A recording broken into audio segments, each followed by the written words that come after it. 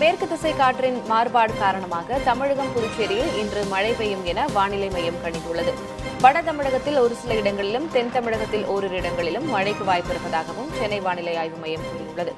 சென்னையில் 2 நாட்களுக்கு இடி மின்னலோடு கூடிய மிதமான மழைக்கு வாய்ப்பிருப்பதாகவும் தெரிவித்துள்ளது. வடக்கு வங்கக்கடலில் ஒரு காற்றழுத்த தாழ்வு பகுதி இன்று உருவாகக்கூடும் எனவும் தெரிவிக்கப்பட்டுள்ளது.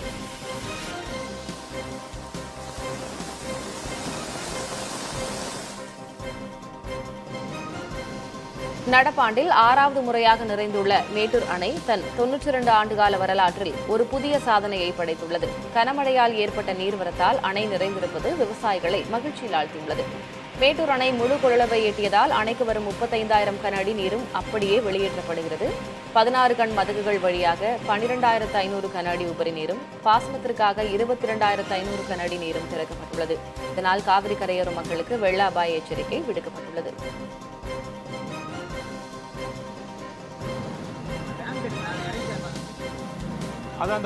மதுரையில் மாற்றுத்திறனாளிகளுக்காக இயக்கப்படும் தாழ்தள பேருந்துகளில் உள்ள ரேம்ப் வசதி முறையாக செயல்படாததால் மாற்றுத்திறனாளிகள் அவமதிக்கப்படுகின்றனர். இதுகுறித்து வீடியோ வெளியிட்ட மாற்றுத்திறனாளி செல்வம், பேருந்துகளில் உள்ள ரேம்ப் வேலை செய்யவில்லை எனவும் அதனை பயன்படுத்த நடத்துனர்களுக்கு தெரியவில்லை எனவும் குற்றம் சாட்டினார். போக்குவரத்து துறை உடனடியாக தலையிட்டு ஓட்டுநர் மற்றும் நடத்துனர்களுக்கு முறையான பயிற்சி அளிக்க வேண்டும் என அவர் கோரிக்கை விடுத்துள்ளார். எல்லா பஸ்ஸும் ரேம்ப் ஸ்டக் ஆகி போயிருக்கு. லோஃபர் பஸ்ஸு அதில் ரேம்ப் மெயின்டெனன்ஸே கிடையாது. பஸ் மெயின்டெனன்ஸ் பண்ணுறது கிடையாது. நான் ஒரு வெளியூர்லேருந்து நம்ம ஊருக்கு வந்திருக்கேன். லோஃபர் பஸ் ஒரு நம்பி ஏறலான்னு பார்த்தாக்கா என்னால் ஏற முடியல. சுமார் 1 மணி நேரம் நான் பஸ் ஸ்டாப்லேயே நின்றுன்னு இருந்தேன். 5 மணிலேருந்து அதுக்கப்புறம் 5:30 மணிக்கு தான் 4வது பஸ்ஸில் நான் ஏறினேன். ஏறும்போது எனக்கு ரொம்ப கஷ்டப்பட்டு 1/2 மணி நேரம் 1 மணி நேரம் பஸ் ஸ்டாப்பில் நிற்கிறேன். பஸ்ஸு ரேம்ப் சரியில்லை, மெயின்டெனன்ஸ் கிடையாது. மதுரையில் அந்த லோஃபர் பஸ்ஸு மெயின்டெனன்ஸ் கிடையாது. பஸ்ஸு போது பாருங்கள்.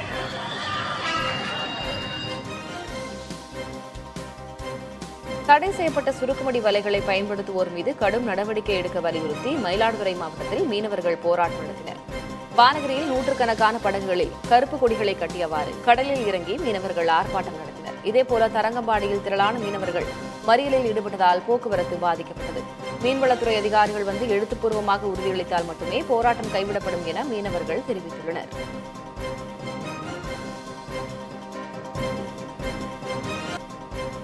புதுக்கோட்டை மாவட்டம் இடையாத்தூர் மற்றும் அதைச் சுற்றியுள்ள 8 கிராம மக்கள் அரசு பேருந்து சேவை இல்லாததால் அவதிப்பட்டு வருகின்றனர். பள்ளி செல்லும் மாணவர்கள் உள்ளிட்டோர் 6 கிலோமீட்டர் தூரம் நடந்து செல்ல வேண்டியுள்ளது. ஏற்கனவே இயக்கப்பட்ட பேருந்துகளும் வழித்தடம் மாற்றப்பட்டுள்ளதால் கூடுதல் கட்டணம் வசூலிக்கப்படுவதாக கவலை தெரிவிக்கின்றனர். பலமுறை புகார் அளித்திருக்கும் நிலையில் பேருந்து சேவையை மீண்டும் தொடங்க இனியாவது நடவடிக்கை எடுக்க வலியுறுத்துகின்றனர். எங்கள் ஊருக்கு வர பஸ்ஸெல்லாம் ஸ்டாப் பண்ணிட்டாங்க. 1 மாதம் காலமாக ஸ்டாப் பண்ணிட்டாங்க. முனியாமலை பஸ்ஸு, சேலம் பஸ்ஸு எல்லா பஸ்ஸுமே ஸ்டாப் பண்ணிட்டாங்க. மக்களுக்கு ரொம்ப சிரமமாக இருக்குது. அதனால் எங்களுக்கு நிறைய தடவை சாலை மறியெல்லாம் பண்ணி பார்த்துட்டோம். ஆஃபீஸர் எதுவும் இது வரைக்கும் நடவடிக்கை எடுக்கல. பொன்னம்பராயிலேருந்து வர்ற பஸ்ஸு வர மாட்டேங்குது. பிள்ளைய பள்ளிக்கூடம் வர ரொம்ப சிரமமாக இருக்குது.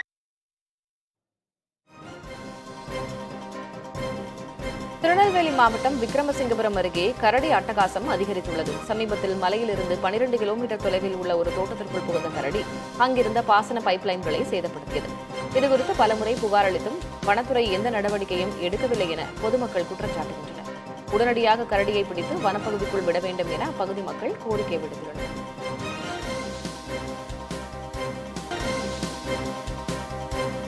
நீலகிரி மாவட்டம் கூடலூர் அருகே பாலப்பள்ளி கிராமத்தில் 33 பழங்குடியின குழந்தைகள் படித்து வந்த அரசு தொடக்கப்பள்ளி மூடப்பட்டதால் அவர்களின் கல்வி பாதிக்கப்பட்டுள்ளது. பள்ளிக்கு செல்ல 5 கிலோமீட்டருக்கு மேல் பயணிக்க வேண்டியிருப்பதால் அவர்களின் பெற்றோர் பிள்ளைகளை பள்ளிக்கு அனுப்பவில்லை என்கிறார் ஊர் தலைவர் மாதன். பள்ளியை மீண்டும் திறக்க கோரி பெற்றோர் மற்றும் அரசியல் கட்சியினர் காத்திருப்பு போராட்டம் நடத்திய நிலையில் செப்டம்பர் 8ஆம் தேதிக்குள் பள்ளியை மீண்டும் திறப்பதாக அதிகாரிகள் உறுதியளித்துள்ளனர். 5 கிலோமீட்டர் தூரத்துக்கு போகணும். பாட்டாளி போகிறதுக்கு ரொம்ப பயமாக இருக்குது. அம்மா அப்பா எல்லாம் பயந்துட்டு பிள்ளைங்கள்லாம் நம்ம வீட்டில் தான் இருக்காங்க. 3 பேர் 4 பேர் தான் போகுது.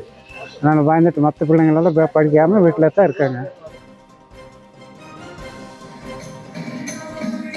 புதுச்சேரி அரசு பாரதியார் பல்கலைக்கழகத்தில் ஓணம் பண்டிகை கொண்டாட்டம் கோலாகலமாக நடைபெற்றது. அரியாங்குப்பத்தில் உள்ள பல்கலைக்கூடத்தில் நடனத்துறை சார்பில் ஏற்பாடு செய்யப்பட்டிருந்த நிகழ்வில் நடனத்துறை மாணவிகள் அத்தப்பூ கோலமிட்டு ஒன்றாக சேர்ந்து நடனமாடி மகிழ்ந்தனர். துறைத் தலைவர் விசித்ரா தலைமையில் நடந்த நிகழ்வில் கல்லூரி பேராசிரியர்கள், மாணவ மாணவிகள் உள்ளிட்டோர் கலந்து கொண்டனர்.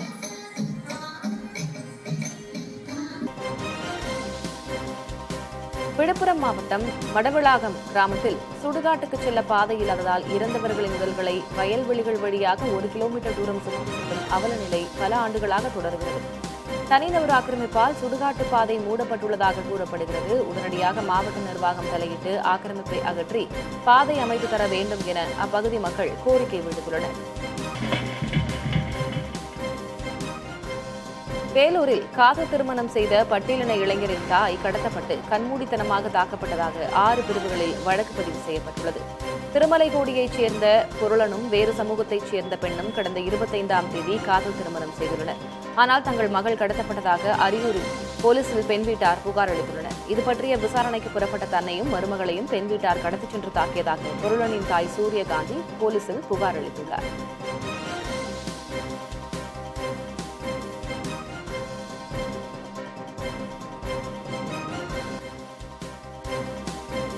மதுரை திருப்பரங்குன்றத்தில் சீரான குடிநீர் விநியோகம் செய்யக்கோரி மக்கள் சாலை மறியலில் ஈடுபட்டனர். திருப்பரங்குன்றம் கோவில் அருகே திருமதுல் தெருவில் 1 மாதமாக குடிநீர் வரவில்லை என்பது மக்களின் குற்றச்சாட்டு. சில நாட்கள் மட்டுமே, சிறிது நேரம் மட்டுமே தண்ணீர் வருவதால் வீட்டுக்கு தேவையான குடிநீரை பிடிக்க முடியவில்லை என்றும் மக்கள் கூறுகின்றனர். புகார் அளித்தும் நடவடிக்கை இல்லை என்பதால் மக்கள் சாலை மறியலில் ஈடுபட்டனர். குடிநீர் விநியோகம் சீராகும் என அதிகாரிகள் கூறியதால் மறியல் கைவிடப்பட்டது.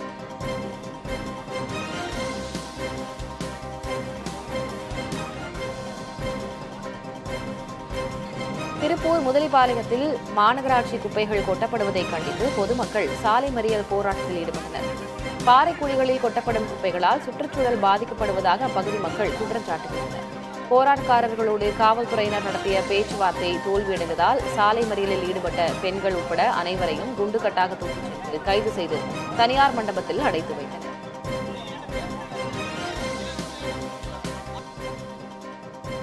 தேனி மாவட்டம் ஆண்டிப்பட்டி அருகே அரசு ஆரம்ப சுகாதார நிலையத்தில் மருத்துவத்துறை அமைச்சர் திடீர் ஆய்வு செய்தார்.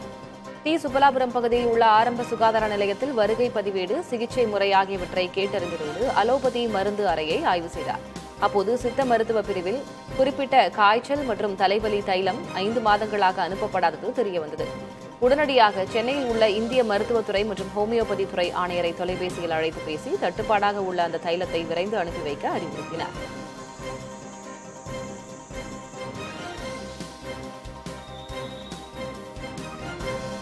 ஓணம் பண்டிகையை முன்னிட்டு கன்னியாகுமரி மாவட்டம் தோவாளை மலர் சந்தையில் பூக்கள் விற்பனை களைகட்ட தொடங்கியுள்ளது. ஓணம் பண்டிகையின் முக்கிய அம்சமான அத்தப்பூ கோலத்திற்காக மல்லிகை, பிச்சி, சம்பங்கி உள்ளிட்ட பல்வேறு வகையான பூக்கள் டன் கணக்கில் குவிந்துள்ளன. தற்போது பிச்சிப்பூ 1 கிலோ 500 ரூபாய்க்கும், மல்லிகை 800 ரூபாய்க்கும் விற்பனையாகின்றது. பண்டிகைக்கு இன்னும் சில நாட்களே இருக்கும் நிலையில் பூக்களின் தேவை அதிகரித்துள்ளதால் விலை மேலும் உயரக்கூடும் என வியாபாரிகள் கூறினர்.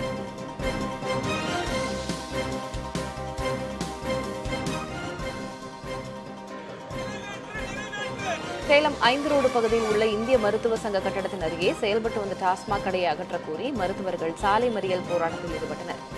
பொதுமக்கள் மற்றும் நோயாளிகளுக்கு அந்த கடை இடையூறாக இருப்பதாக அவர்கள் குற்றம் சாட்டினர். 1 மாதத்துக்குள் கடை இடமாற்றம் செய்யப்படும் என வட்டாட்சியர் உறுதியளித்ததை அடுத்து மருத்துவர்கள் போராட்டத்தை கைவிட்டனர்.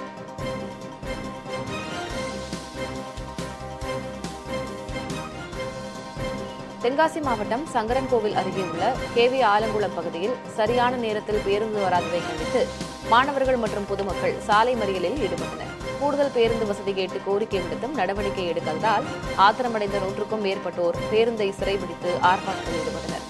கூடுதல் பேருந்துகள் இயக்கப்படும் என போக்குவரத்துறை அதிகாரிகள் உறுதியளித்ததால் போராட்டம் கைவிடப்பட்டது.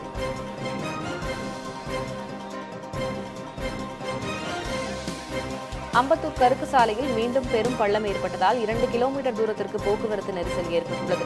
சென்னை அம்பத்தூர் கருக்கு சாலையில் கடந்த ஆகஸ்ட் 17ஆம் தேதி திடீரென பெரிய பள்ளம் ஏற்பட்டது. பின்னர் அது சரி செய்யப்பட்டது. அதே பகுதியில் நேற்று திடீரென மீண்டும் பெரும் பள்ளம் ஏற்பட்டதால் மாநகராட்சி ஊழியர்கள் அதனை சரி செய்யும் பணியில் ஈடுபட்டனர். சுமார் 2 கிலோமீட்டர் தூரம் வரை போக்குவரத்து முடங்கியுள்ளது. இதனால் பணிக்கு செல்வோர் கடும் அவதியடைந்துள்ளனர்.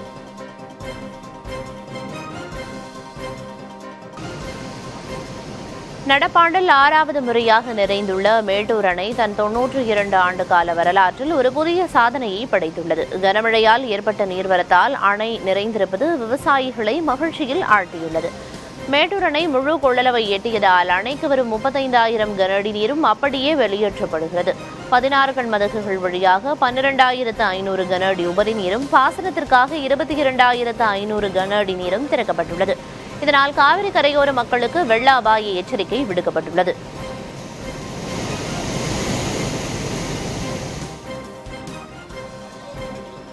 கோவில்பட்டி சங்கரலிங்கபுரம் பேருந்து நிறுத்தத்தில் அரசு பேருந்துகள் நிற்காததை கண்டித்து பொதுமக்கள் மற்றும் காங்கிரஸ் கட்சியினர் போராட்டத்தில் ஈடுபட்டனர். 2 அரசு பேருந்துகள் சிறைபிடிக்கப்பட்டன. காவல்துறையினர் பேச்சுவார்த்தை நடத்தி பேருந்துகள் நின்று செல்ல நடவடிக்கை எடுக்கப்படும் என உறுதியளித்ததை அடுத்து போராட்டம் கைவிடப்பட்டது.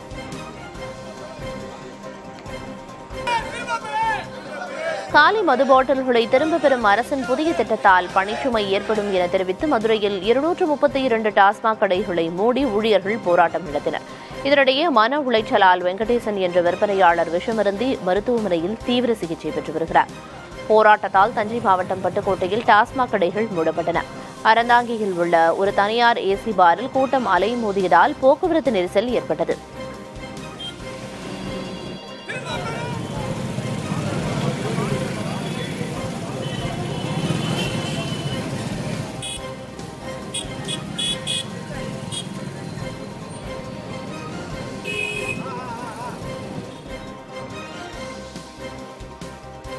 இரட்டை கொலை வழக்கில் இருவருக்கு தூத்துக்குடி நீதிமன்றம் இரட்டை ஆயுள் தண்டனை விதித்தது. சைரிங்கநல்லூர் அருகே கால்வாய் பகுதியைச் சேர்ந்த சண்முகம், பட்டமுத்து ஆகியோர் 2013ஆம் ஆண்டு முன்விரோதத்தில் வெட்டி கொல்லப்பட்டனர். இது தொடர்பாக மணி, மாசானம் உட்பட 15 பேரை சைரிங்கநல்லூர் காவல்துறையினர் கைது செய்தனர். இந்த வழக்கு தூத்துக்குடி மாவட்ட கூடுதல் அமர்வு நீதிமன்றத்தில் நடைபெற்றது. நீதிபதி தாண்டவன் வழக்கை விசாரித்து மணி மற்றும் மாசானத்திற்கு இரட்டை ஆயுள் தண்டனை விதித்தும் மற்ற 13 பேரை விடுதலை செய்தும் உத்தரவிட்டார்.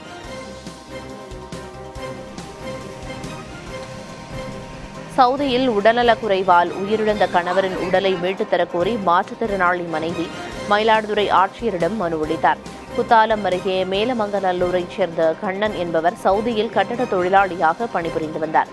இந்நிலையில் பணியில் இருந்தபோது உடல்நலக்குறைவு ஏற்பட்டு மருத்துவமனையில் அனுமதிக்கப்பட்ட கண்ணன் அங்கு சிகிச்சை பலனின்றி உயிரிழந்தார்.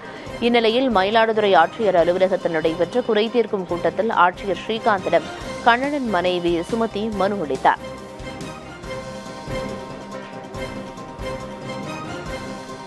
நெல்லை மாவட்டம் கூத்தங்குழியில் கொலை வழக்கில் 5 பேருக்கு ஆயுள் தண்டனை விதிக்கப்பட்டது. 2021ஆம் ஆண்டு சிலுவை அன்றோ அபினஸ் என்பவர் கொலை செய்யப்பட்ட வழக்கில் கைதான 5 பேருக்கு ஆயுள் தண்டனை விதித்து நெல்லை கூடுதல் அமர்வு நீதிமன்றம் தீர்ப்பளித்தது. வழக்கில் விரைந்து செயல்பட்ட காவல்துறையினருக்கும் நீதிமன்றம் பாராட்டு தெரிவித்தது.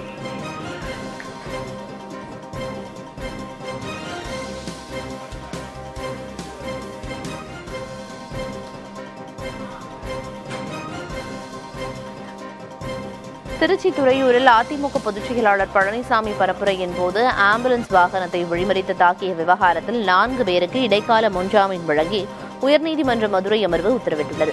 இந்த விவகாரத்தில் வழக்கு பதிவுக்கு ஆளாகியுள்ள 4வரும் ஜாமீன் கோரி மனு தாக்கல் செய்திருந்தனர். மனுவை விசாரித்த நீதிபதி மனு தொடர்பாக பதிலளிக்கும்படி துறையூர் காவல் ஆய்வாளருக்கும் உத்தரவிட்டார். விசாரணையை வரும் 8ஆம் தேதிக்கு ஒத்திவைத்தும் ஆணையிட்டார்.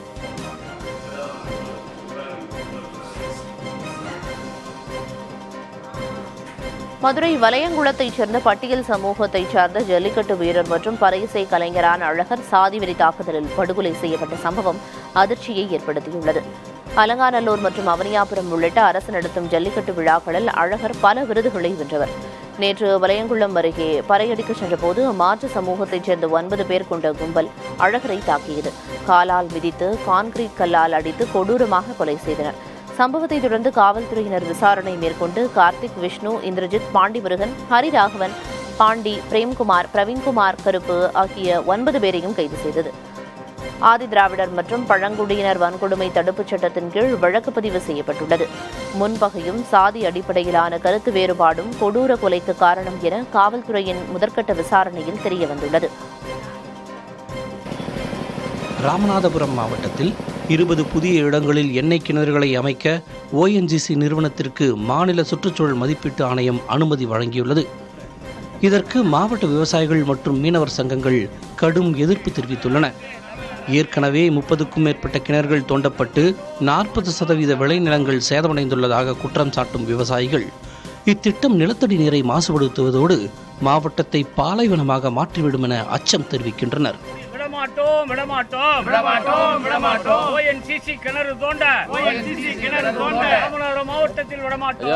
இந்த திட்டம் மீன்பிடி தொழிலை முற்றிலும் அழித்துவிடும் என மீனவ அமைப்புகளும் கவலை தெரிவித்துள்ளன.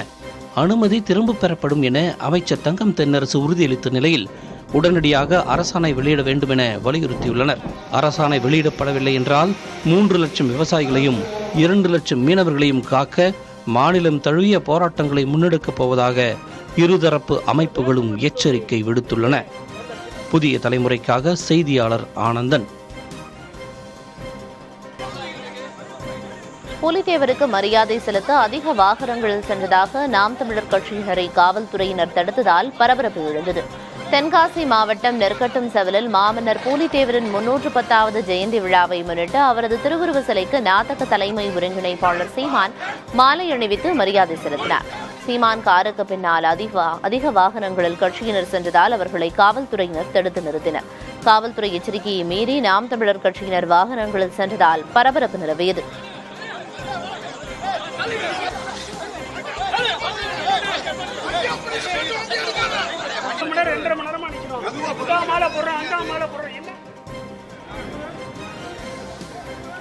விருதுநகரில் பழனிசாமி கூட்டத்தில் நடைபெற்ற 2 சம்பவங்கள் பரபரப்பை ஏற்படுத்தியுள்ளன. அதிமுக பொதுச் செயலாளர் பழனிசாமி தலைமையில் மக்களை காப்போம் தமிழகத்தை மீட்போம் கூட்டம் காரியாபட்டியில் நடைபெற்றது. கூட்டத்திற்காக சரக்கு வாகனங்களில் மக்களை அழைத்து வந்ததை காவல்துறையினர் தடுக்க முயன்றபோது அதிமுகவினர் எதிர்த்து காவல்துறையினரை சூழ்ந்து தள்ளினர். இதில் வீடியோ எடுத்துக் கொண்டிருந்த காவல்துறையினரின் செல்போன் தரையில் விழுந்தது.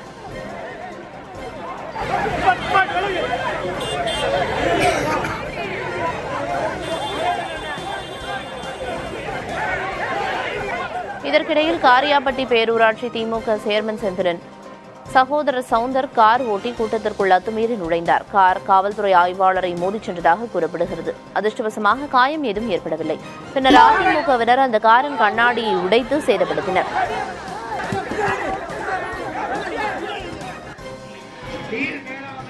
விவசாயிகளை குண்டர் சட்டத்தின் கீழ் சிறையில் அடைக்க உத்தரவிட்டவர் முதல்வர் மு க ஸ்டாலின் என பாமக தலைவர் அன்புமணி ராமதாஸ் குற்றம் சாட்டியுள்ளார். திண்டிவனத்தில் உரிமையை மீட்க தலைமுறை காக்க நடைபயணத்தின் போது பேசிய அவர் திமுக ஆட்சியை அகற்றுவதற்காக நடைபயணம் மேற்கொண்டுள்ளதாக கூறினார். தமிழகத்தில் மாற்றத்தை கொண்டு வருவதே தமது பயணத்தின் நோக்கம் என்றும் தெரிவித்தார். உலகத்தில் வேறு எங்கும் விவசாயிகள் இதுபோன்ற கொடூர சட்டத்தில் கைது செய்யப்பட்டதில்லை என்றும் அன்புமணி குறிப்பிட்டார்.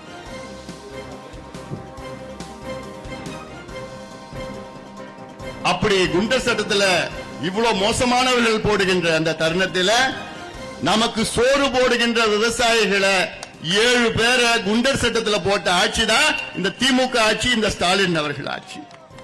அதனால்தான் நான் சொல்றேன், இந்த ஆட்சியை மறக்க கூடாது, மன்னிக்க கூடாது.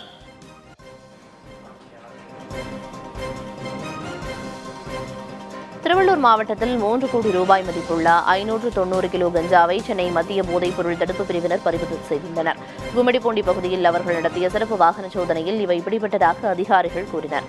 கஞ்சாவை கடத்தி வந்ததாக 6 பேரை கைது செய்த அதிகாரிகள் 2 வாகனங்களையும் பறிமுதல் செய்தனர். இவர்கள் மாநிலங்கள் மற்றும் சர்வதேச அளவில் கஞ்சா கடத்தும் கும்பலைச் சேர்ந்தவர்கள் என முதற்கட்ட விசாரணையில் தெரியவந்ததாக மத்திய போதைப் பொருள் தடுப்பு பிரிவினர் கூறினர். திருநெல்வேலி மாவட்ட ஆட்சியர் அலுவலகத்தை முற்றுகையிட்டு மார்க்சிஸ்ட் கம்யூனிஸ்ட் கட்சியினர் ஆர்ப்பாட்டத்தில் ஈடுபட்டனர். ஆரோக்கியநாதபுரத்தில் போலி பத்திரப்பதிவு மற்றும் போலி பட்டா மாறுதல் மூலம் 45 ஏக்கர் விவசாய நிலத்தை ஆக்கிரமிப்பு செய்த தனியார் நிறுவனம் மீது நடவடிக்கை எடுக்க வலியுறுத்தி மார்க்சிஸ்ட் கம்யூனிஸ்ட் கட்சியினர் முழக்கமிட்டனர்.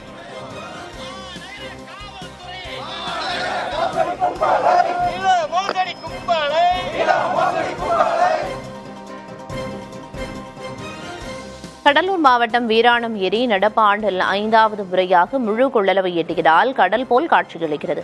இந்த ஏரியின் மூலம் 34 பாசன மதகுகள் வழியாக 44,856 ஏக்கர் விளைநிலங்கள் பாசன வசதி பெறுகின்றன. சென்னை மக்களின் குடிநீர் தேவைக்காக வினாடிக்கு 73 கன அடி தண்ணீர் அனுப்பப்படுகிறது. இதனிடையே ஏரியின் பாதுகாப்பு கருதி ஏரியின் மதகு மற்றும் கரைகளை தொடர்ந்து கண்காணித்து வருவதாக பொதுப்பணித்துறை அதிகாரிகள் தெரிவித்தனர்.